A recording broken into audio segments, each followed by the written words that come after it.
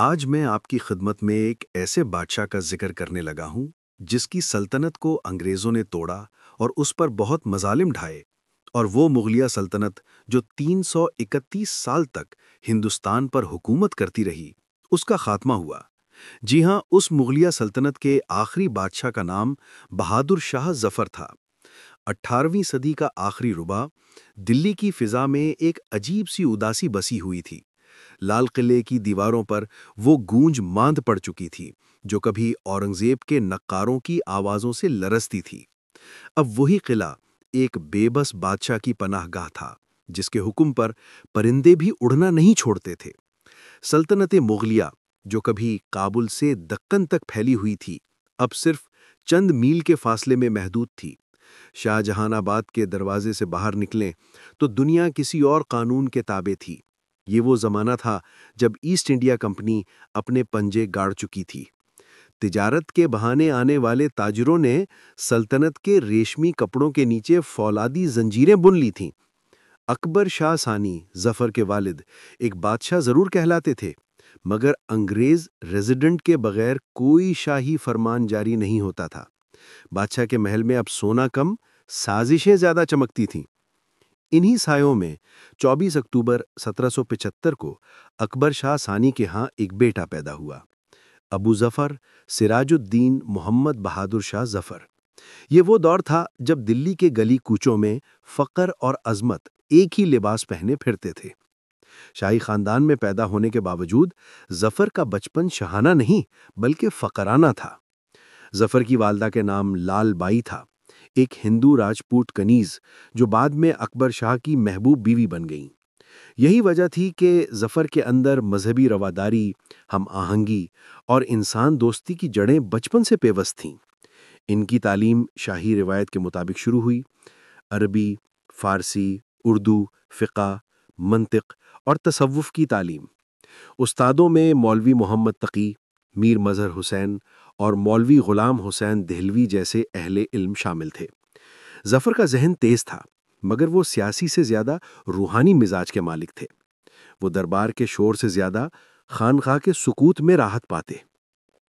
جب ہم عمر شہزادے گھڑ سواری اور تلوار بازی سیکھتے، ظفر چاندنی چوک کی کسی حویلی میں بیٹھا غالب کے ابتدائی اشعار پر غور کرتا۔ ان کی طبیعت میں شاعرانہ لطافت، صوفیانہ استغراق اور فلسفیانہ برداشت گھل چکی تھی۔ یہی مزاج تھا جو آگے چل کر ان کی بادشاہت کے فیصلوں کو رنگ دے گا۔ ایک ایسا بادشاہ جو اقتدار سے زیادہ کردار کا قائل تھا۔ ظفر کے جوان ہونے کے ساتھ ہی دربار میں ایک خفیہ جنگ شروع ہو گئی۔ ولی عہد کون ہوگا؟ اکبر شاہ کے بڑے بیٹے مرزا جہانگیر انگریزوں کے قریب تھے۔ ایک دن شراب کے نشے میں جہانگیر نے انگریز ریزیڈنٹ آرچ بلیکنز پر گولی چلائی۔ یہ واقعہ دلی کی سیاست کا ٹرننگ پوائنٹ ثابت ہوا۔ انگریزوں نے جہانگیر کو جلاوطن کر دیا اور اکبر شاہ ثانی نے مجبوری میں ظفر کو ولی عہد نامزد کر دیا۔ یہ ولی عہدی ظفر کے لیے عزت سے زیادہ بوجھ تھی۔ وہ جانتے تھے کہ تخت شاہ جہان آباد پر بیٹھنے سے اقتدار نہیں ملتا بلکہ انگریز کی مہر لگوانی پڑتی ہے۔ مگر قسمت نے فیصلہ کر لیا تھا، دلی کے آخری مغل کو تاج پہننا ہی تھا۔ 28 ستمبر 1837 کو ظفر تخت نشین ہوئے۔ لال قلعے کی فصیلوں پر طبلے بجے، خطاطوں نے نئے سکے پر ان کا نام کندہ کیا، مگر حقیقت یہ تھی کہ ان کے دستخط صرف دلی شہر کی حدود تک کارآمد تھے۔ دلی کے باہر انگریز کمپنی کی حکومت تھی جس نے سلطنت کو ایک پینشن یافتہ بادشاہی بنا دیا تھا۔ ظفر کی حیثیت ایک روحانی بزرگ یا دربار کے مہمان خاص جیسی تھی۔ ان کے لیے ہر مہینے کمپنی کی طرف سے پینشن مقرر تھی۔ ایک بادشاہ جو کبھی سونا بانٹتا تھا اب اپنے مصارف کے لیے انگریز کی اجازت کا محتاج تھا۔ مگر ظفر نے اس بے اختیاری میں بھی تہذیب کی بادشاہت قائم کر لی۔ انہوں نے لال قلعے کو ایک ادبی مرکز بنا دیا۔ شاعروں، ادیبوں، خطاطوں، مصوروں، قوالوں اور صوفیوں کا ایک کارواں ہر شام جمع ہوتا۔ وہاں غالب کی شوخی سخن، ذوق کی نزاکت بیان، مومن کی رانائی اور داغ دہلوی کی شوخیاں ایک محفل میں سمٹ جاتیں۔ لال قلعہ اب سلطنت کا نہیں بلکہ شاعری کا مرکز تھا۔ ظفر خود بھی شعر کہتے تھے۔ لگتا نہیں ہے دل میرا اجڑے دیار میں، کس کی بنی ہے عالم ناپائیدار میں۔ یہ شعر ان کے دل کا حال تھا، سلطنت برباد مگر دل میں وفا کی آگ باقی۔ ظفر کا دربار کسی سیاسی ادارے سے زیادہ ایک تہذیبی ادارہ تھا۔ وہ ہر مذہب، ہر فرقے، ہر زبان کے اہل علم کو عزت دیتے، ہولی میں رنگ پھینکتے، عید پر دسترخوان بچھاتے اور کہتے کہ دلی ہندو مسلم کا شہر ہے، اگر ایک طرف آگ لگے گی تو دوسری طرف بھی دھواں پہنچے گا۔ ان کے حکم سے صوفی بزرگوں کے مزارات کی مرمت ہوئی، ہندو مندروں کے پجاریوں کے لیے وظیفے مقرر ہوئے اور شاہی مدرسوں میں سنسکرت پڑھائی جانے لگی۔ اس رواداری نے دلی کو ایک منفرد شناخت دی، ایک ایسا شہر جہاں اذان اور گھنٹی کی آواز ساتھ سنائی دیتی۔ ظفر کی شخصیت متضاد مگر پرکشش تھی۔ باہر سے وہ بادشاہ تھے مگر اندر سے درویش۔ ان کی آنکھوں میں ہمیشہ کوئی اندیشہ سا رہتا، جیسے کسی خواب کے بکھر جانے کا خوف۔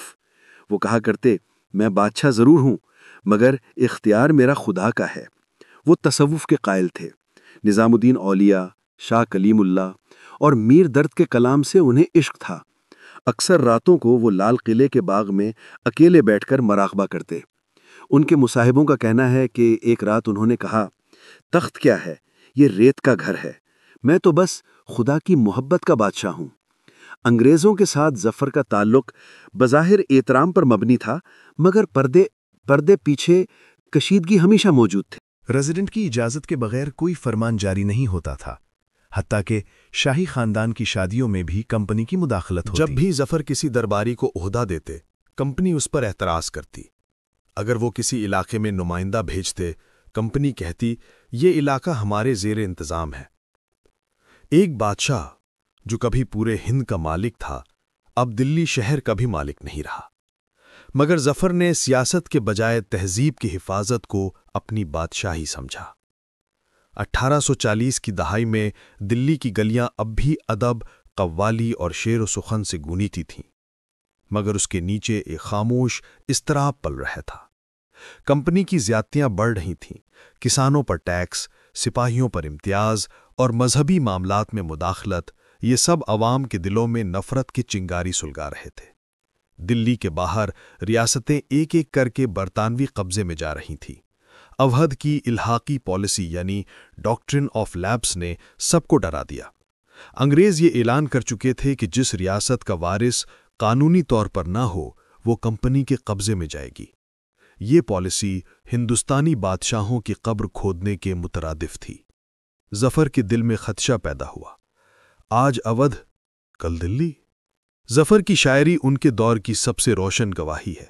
ان کے اشعار میں اداسی، تقدیر، وطن کی محبت اور فنا کی خوشبو ہے۔ وہ کہتے تھے، نہ کسی کی آنکھ کا نور ہوں، نہ کسی کے دل کا قرار ہوں، جو کسی کے تام نہ آ سکا، میں وہ ایک مشت غبار ہوں۔ یہ اشعار اس شخص کے تھے جو جانتا تھا کہ اب تاریخ اسے زندہ بادشاہ نہیں بلکہ زوال کی علامت کے طور پر یاد کرے گی۔ ظفر نے اپنی شاعری میں موت کو شکست کے طور پر نہیں بلکہ واپسی کے طور پر دیکھا، واپسی خدا کی طرف، جس کے سامنے سب تاجدار فقیر ہیں۔ ظفر کی سب سے مشہور بیوی بیگم زینت محل تھیں، ذہین، منصوبہ ساز اور کچھ حد تک مہتواکانکشی بھی۔ وہ چاہتی تھیں کہ ان کا بیٹا مرزا جوان بخت اگلا بادشاہ بنے، مگر کمپنی پہلے ہی اعلان کر چکی تھی کہ ظفر کی موت کے بعد مغل سلطنت کا خاتمہ ہو جائے گا۔ زینت محل نے کئی بار انگریز ریزیڈنٹ سے بات کی مگر کوئی نتیجہ نہ نکلا۔ یہ کشمکش دربار کے اندر سازشوں کو ہوا دیتی رہی۔ ظفر اس سب سے تھک چکے تھے۔ انہوں نے کہا تھا، میں اب سلطنت کے نہیں اپنے شیر کے معاملات سنبھالتا ہوں۔ 1850 کے بعد حالات تیزی سے بدلنے لگے۔ انگریزوں نے سپاہیوں میں نیا نظام متعارف کرایا۔ مقامی سپاہیوں یعنی سپاہیوں میں مذہبی حساسیت کو نظر انداز کیا گیا۔ ایک کارتوس، چربی لگی گولی نے پورے ہندوستان کے دل میں آگ لگا دی۔ دوسری طرف عوامی طور پر بھی نفرت بڑھنے لگی تھی۔ کسانوں کی زمینیں ضبط، کاریگروں کی صنعتیں تباہ اور انگریز حکمان کی تکبر بھری زبان نے سب کچھ جلا ڈالا۔ دلی میں ہر شام چوک میں یہی گفتگو ہوتی، کب تک غلامی چلے گی، ظفر خاموش سنتے رہتے، مگر اندر ہی اندر ایک درد بڑھ رہا تھا۔ ایک خواب جو سینکڑوں سال سے دیکھا گیا تھا اب مرنے والا تھا۔ 1856 میں اودھ کے نواب واجد علی شاہ کو معزول کر کے کلکتہ بھیج دیا گیا۔ یہ خبر دہلی پہنچی تو لال قلعے کے در و دیوار نے جیسے آہ بھری۔ اب سب کو یقین ہو گیا تھا کہ اگلا نمبر دہلی کا ہے۔ انگریزوں نے شاہی پینشن کم کر دی، کئی درباری ملازم برطرف کر دیے اور ریزیڈنٹ کے ذریعے بادشاہ پر مزید نگرانی بڑھا دی۔ ظفر اکثر کہتے، میرے قلعے کے دروازے بند ہونے والے ہیں، شاید اب خدا ہی دروازہ کھولے۔ کسی کو خبر نہیں تھی کہ وہ دروازہ جلد ہی کھلے گا، مگر خون کے دریا کے ساتھ۔ شہر کی فضا میں خوف کے ساتھ امید بھی تھی۔ لوگ اب بھی بادشاہ کو ذل الہی کہتے تھے۔ ہر محلے میں کوئی نہ کوئی مجاہد، سپاہی یا طالب علم انگریزوں کے خلاف بات کرتا، مگر سب جانتے تھے کہ جب تک بادشاہ خاموش ہے، بغاوت کا علم نہیں لہرایا جا سکتا۔ انگریز سمجھتے تھے کہ ظفر کمزور ہیں، مگر وہ بھول گئے کہ کمزور بادشاہ اکثر قوموں کے ضمیر بن جاتے ہیں۔ ظفر کی خاموشی ایک دن طوفان بننے والی تھی۔ 1857 کے آغاز تک فضا گرجنے لگی تھی۔ میرٹھ، کانپور، جھانسی، لکھنؤ سب جگہ چنگاریاں اڑ رہی تھی، مگر دہلی ابھی خاموش تھی۔ انگریزوں نے بھی یہی سمجھا کہ دلی ہمیشہ خاموش رہے گی۔ پھر مئی کا وہ دن آیا جب ایک فیصلہ تاریخ کا رخ بدلنے والا تھا۔ دہلی میں 9 مئی 1857 کی رات عجیب تھی۔ چاندنی چوک کے دیے بجھ چکے تھے۔ لال قلعے کے صحن میں ظفر اکیلے بیٹھے آسمان دیکھ رہے تھے۔ ہوا میں نمی تھی، جیسے کسی طوفان کی آمد ہو۔ انہوں نے اپنے خادم سے کہا، کل شاید کچھ بدل جائے۔ اگر بدل جائے تو یاد رکھنا، ہم نے تخت کے لیے نہیں، عزت کے لیے جینا سیکھا تھا۔ یہ وہ رات تھی جب تاریخ کے آخری مغل نے نیند میں وہ خواب دیکھا جس میں دہلی کی فصیلوں سے شعلے اٹھ رہے تھے، اور صبح میرٹھ سے بغاوت کی خبر آئی۔ 10 مئی 1857 کی صبح میرٹھ کی چھاؤنی میں گولیوں کی آواز گونجی۔ سپاہی جو برسوں سے انگریز افسران کے ظلم سہ رہے تھے، بغاوت پر ادھر آئے۔ ان کی صفوں میں ہندو بھی تھے، مسلمان بھی۔ سب کا نعرہ ایک تھا، کمپنی کا راج ختم کرو، بادشاہ دہلی زندہ باد۔ شام تک ان باغی سپاہیوں نے چھاؤنی جلا دی، انگریز افسر مار ڈالے اور دہلی کی سمت روانہ ہو گئے۔ اگلے دن جب سورج طلوع ہوا تو دہلی کے دروازوں پر ایک کوہرام تھا۔ گھوڑوں کی ٹاپوں سے زمین لرز رہی تھی اور قلعے کے دروازے پر ہزاروں سپاہی جمع تھے۔ وہ نعرے لگا رہے تھے، ظفر بادشاہ بنیں گے، انگریز بھاگ جائیں گے۔ لال قلعے کے اندر بہادر شاہ ظفر اپنی معمول کی شام کی نماز ادا کر رہے تھے جب خادم نے ہانپتے ہوئے آ کر کہا، جہاں پناہ میرٹھ کے سپاہی دہلی پہنچ گئے ہیں، وہ سب آپ کو اپنا بادشاہ ماننے آئے ہیں۔ ظفر چند لمحے خاموش رہے۔ ان کے لبوں پر ہلکی لرزش آئی۔ بادشاہ میں؟ وہ جانتے تھے کہ یہ فیصلہ تاریخ کا موڑ بن سکتا ہے، ایک طرف موت، دوسری طرف عزت، اور انہوں نے عزت چنی۔ 12 مئی 1857 کو دہلی کے لال قلعے پر ایک منظر ایسا ہوا جو 200 سال کے بعد پہلی بار دیکھا گیا۔ قلعے کے دروازوں سے ہزاروں سپاہی داخل ہوئے۔ انہوں نے بادشاہ کے سامنے جھک کر کہا، جہاں پناہ ہم کمپنی کی حکومت ختم کرتے ہیں، اب یہ ملک آپ کا ہے۔ ظفر نے ایک لمحے کے لیے آسمان کی طرف دیکھا، پھر آہستہ سے کہا، اگر تم نے میرا نام اس انقلاب کے سرنامے پر لکھ دیا ہے تو یاد رکھنا، یہ خون کے دریا سے گزر کر ہی منزل تک پہنچے گا۔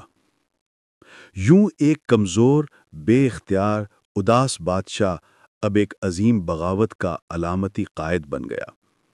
ابتدائی دنوں میں دہلی میں جشن کا سما تھا۔ انگریز فوجی بھاگ گئے، انگریز افسر مارے گئے اور شہر کے دروازوں پر عوام کا ہجوم۔ لال قلعے میں طبل بجنے لگے، شاہی علم دوبارہ لہرا دیا گیا۔ ظفر کے نام کا خطبہ جمعے میں پڑھا گیا۔ نیا سکہ جاری ہوا جس پر لکھا تھا ضرب فی دہلی بہادر شاہ غازی بادشاہ ہند۔ یہ وہ لمحہ تھا جب دہلی نے دوبارہ سانس لی۔ ایک شکستہ سلطنت نے چند دن کے لیے خود کو زندہ محسوس کیا، مگر حقیقت یہ تھی کہ اس آزادی کی بنیاد ریت پر رکھی گئی تھی۔ نہ منظم فوج تھی، نہ رسد، نہ قیادت، اور سب سے بڑھ کر انگریز کی طاقت پورے ہندوستان میں پھیل چکی تھی۔ ظفر خود کہتے تھے، میں بادشاہ نہیں، اس بغاوت کا قیدی ہوں۔ ابتدائی جوش و جذبے کے بعد حالات تیزی سے بگڑنے لگے۔ سپاہیوں میں نظم نہیں تھا، دہلی میں لوٹ مار شروع ہو گئی، بازاروں میں خوف پھیل گیا۔ ظفر نے کئی بار حکم دیا کہ عام لوگ محفوظ رہیں، مگر اب کوئی کسی کی بات نہیں مانتا تھا۔ انگریز افسر اور ان کے اہل خانہ جو دہلی میں تھے، انہیں پکڑ کر قلعے کے سامنے قتل کر دیا گیا۔ یہ وہ واقعہ تھا جس نے انگریزوں کے دل میں انتقام کی آگ بھڑکا دی۔ اب کمپنی کا مقصد صرف دہلی واپس لینا نہیں، بلکہ اسے صفائے ہستی سے مٹا دینا تھا۔ جون 1857 سے دہلی کا محاصرہ شروع ہو گیا۔ انگریز فوجیں میرٹھ، پنجاب اور آگرہ سے دہلی کے گرد جمع ہونے لگیں۔ شمال کی سمت سے توپ خانے لال قلعے کی فصیلوں پر برسنے لگے۔ ہر روز دھماکوں سے زمین ہلتی اور ہر رات دہلی کے مکانوں سے روشنی بجھتی۔ دہلی میں بھوک پھیل گئی، غلے کے گودام ختم، پانی کی قلت، بیماریوں کا طوفان۔ سپاہی کمزور ہونے لگے اور بادشاہ کا دربار ایک بار پھر سازشوں سے بھر گیا۔ ظفر اب اپنے قلعے کے ایک کمرے میں محصور تھے۔ جہاں کبھی مشاعرے ہوتے تھے، اب وہاں توپوں کی گونج سنائی دیتی تھی۔ 14 ستمبر 1857 یہ وہ دن تھا جب انگریزوں نے دہلی کے کشمیری دروازے پر زوردار حملہ کیا۔ دن بھر جنگ جاری رہی، ہزاروں سپاہی مارے گئے۔ شام تک دہلی کی فصیلوں پر انگریزوں کا قبضہ ہو چکا تھا۔ لال قلعہ اب محاصرے میں تھا۔ ظفر کو بتایا گیا کہ مزاحمت ممکن نہیں رہی۔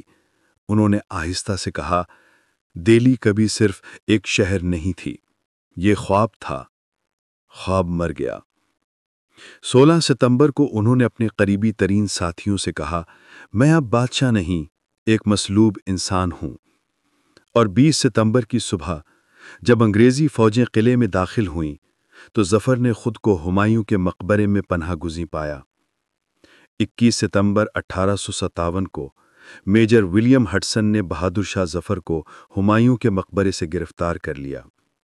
ظفر نے اس وقت سفید لباس پہنا ہوا تھا، ہاتھ میں تسبیح تھی اور چہرے پر ایک عجیب سا سکون۔ ہڈسن نے پوچھا، کیا تم ہی وہ بادشاہ ہو جس نے ہمارے خلاف بغاوت کی؟ ظفر نے جواب دیا، نہ میں نے بغاوت کی، نہ سلطنت چھینی، تم نے دی، تم نے لی۔ گرفتاری کے بعد ظفر کو لال قلعے میں قیدی کے طور پر رکھا گیا۔ جہاں کبھی وہ تخت پر بیٹھتے تھے، اب وہاں ان کے سامنے ہتکڑی لگی کرسی تھی۔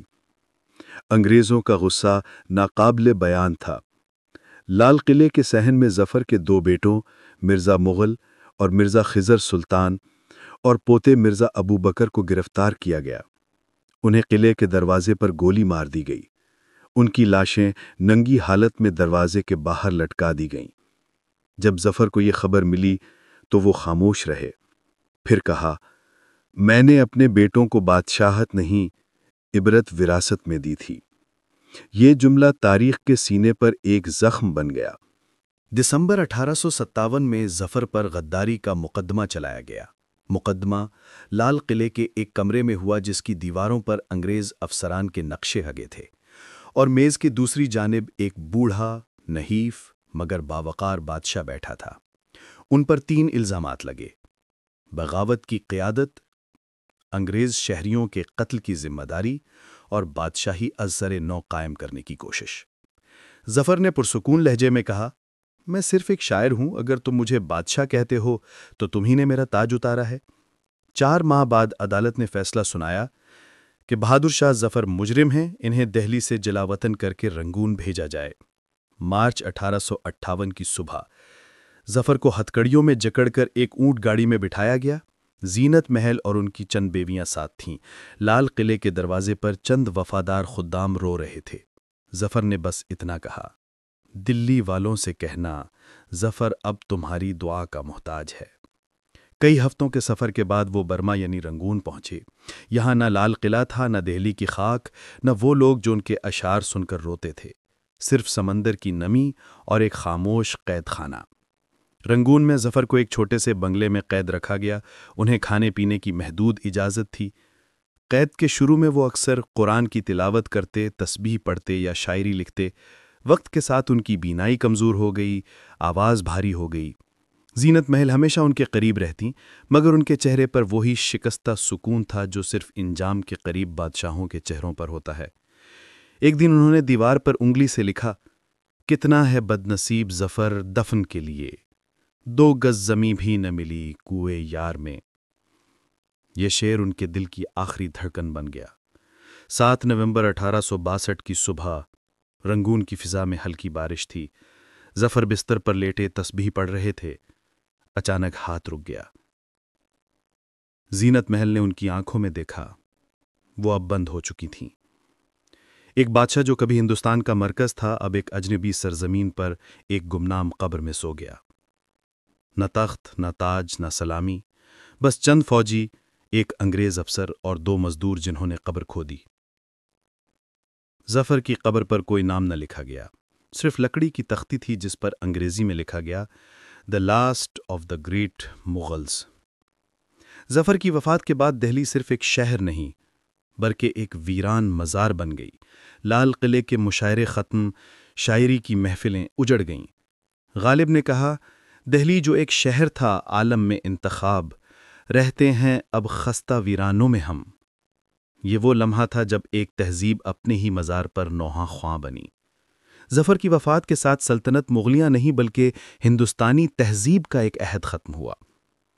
آج بہادر شاہ ظفر کو محض ایک شکست خوردہ بادشاہ نہیں بلکہ ایک روحانی علامت کے طور پر یاد کیا جاتا ہے۔ ان کی شخصیت اس سوال کا جواب ہے کہ جب اقتدار چھن جائے تو انسان کے پاس کیا باقی رہتا ہے۔ ان کے پاس اقتدار نہیں تھا مگر کردار تھا۔ ان کے پاس فوج نہیں تھی مگر قلم تھا، اور اسی قلم نے ان کے نام کو تاریخ کے سنگ مرمر پر کندہ کر دیا۔ ظفر نے دنیا کو یہ سبق دیا کہ سلطنت مٹ جاتی ہے مگر تہذیب زندہ رہتی ہے۔ بہادر شاہ ظفر کی زندگی ایک استعارہ ہے، ایک ایسا چراغ جو طوفان میں بھی جلتا رہا، حتیٰ کہ خود کو راکھ بنا کر بھی روشنی بانٹتا رہا۔ اگر ان کی زندگی کو ایک جملے میں سمیٹیں تو وہ خود کہے گئے الفاظ ہیں، ظفر نے جو بھی کھویا صبر میں پایا، کیونکہ بادشاہی خدا کی ہے انسان کی نہیں، اور اس کے ساتھ ہی تاریخ کے اوراق بند ہو گئے۔ لال قلعے کے گنبد خاموش ہو گئے، مگر ظفر کا نام ایک صدا بن کر رہ گیا جو آج بھی دہلی کی فضا میں سنائی دیتی ہے۔ دلی جو تھی ظفر کے ساتھ سو گئی۔ تاریخ، سائنس اور جنرل نالج کے متعلق مزید معلوماتی ویڈیوز کے لیے ہمارے چینل کو سبسکرائب کریں اور بیل آئیکن کو بھی پریس کر دیں تاکہ نئی آنے والی ویڈیوز کو آپ دیکھ سکیں اور تاریخ اور جنرل نالج کے متعلق معلومات حاصل کر سکیں۔ ملتے ہیں اگلی ویڈیو میں، تب تک کے لیے خدا حافظ، السلام علیکم۔